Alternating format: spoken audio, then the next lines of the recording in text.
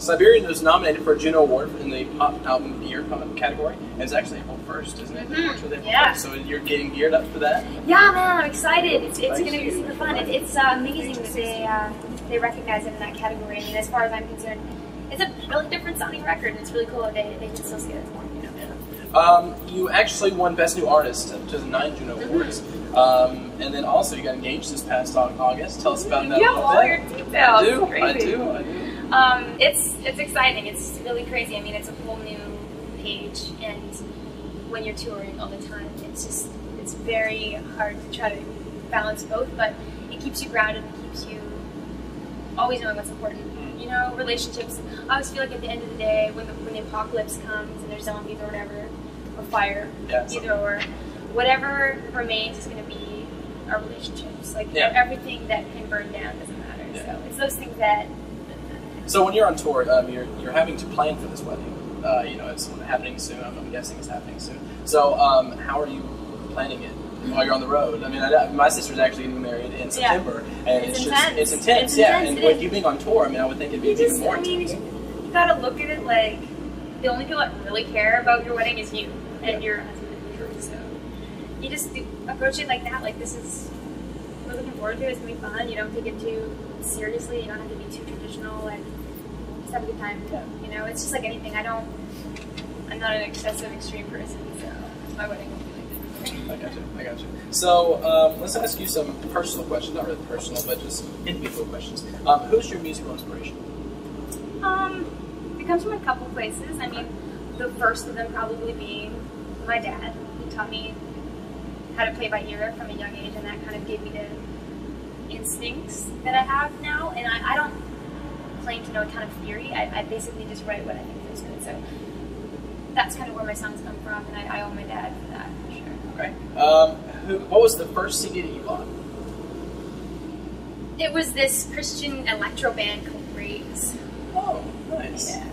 I was probably like 9. Oh, and then there was like 5 Celine Dion albums from Columbia House. Yeah, of course. Yeah. Of course, that's good. If you could pick any venue to play in, what would it be? Madison Square Garden. Okay. The ACC. Yeah, that's good. That's good. I like it. What are you most proud of in your career? That's a hard one. I mean, my career is a series of triumphs. It's a series of small triumphs. And there's never been one defining moment.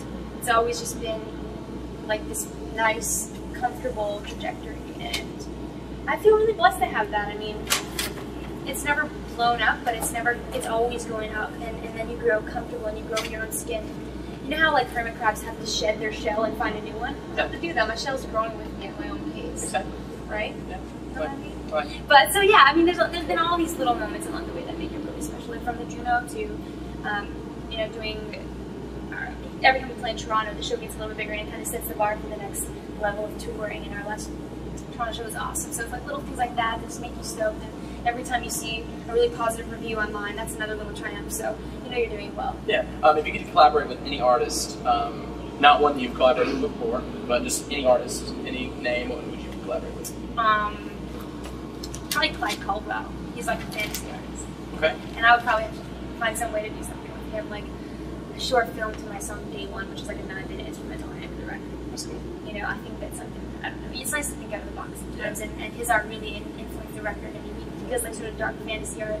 He's done stuff for Dungeons and Dragons and Magic the Gathering and stuff, and it takes you to another world. That's why I like painting, and that's why I like comics and things like that. And that's why I like music. It's like an escape, it's a cheap vacation, and that his art book really inspired a lot of the places I went when I was writing lyrics. Yeah. So, speaking of collaborations, you are collaborating with Deadmau5 at the Juno Awards. How did that come to be? Fellow Canadian. He's from. You know, it's kind of funny. One of the guys, this is bringing our story back.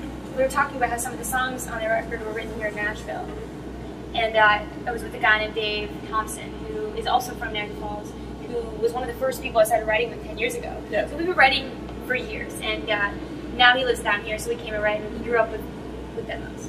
Oh. And in Niagara Falls. So they're friends, and he kind of introduced us inadvertently through Twitter. I've still not met Deadmau5, but I'm excited to. Yeah. And I had kind of intended to do a collaboration for a long time, so I'm excited. So when are you guys gonna get together to just like practice? Like, not a day before.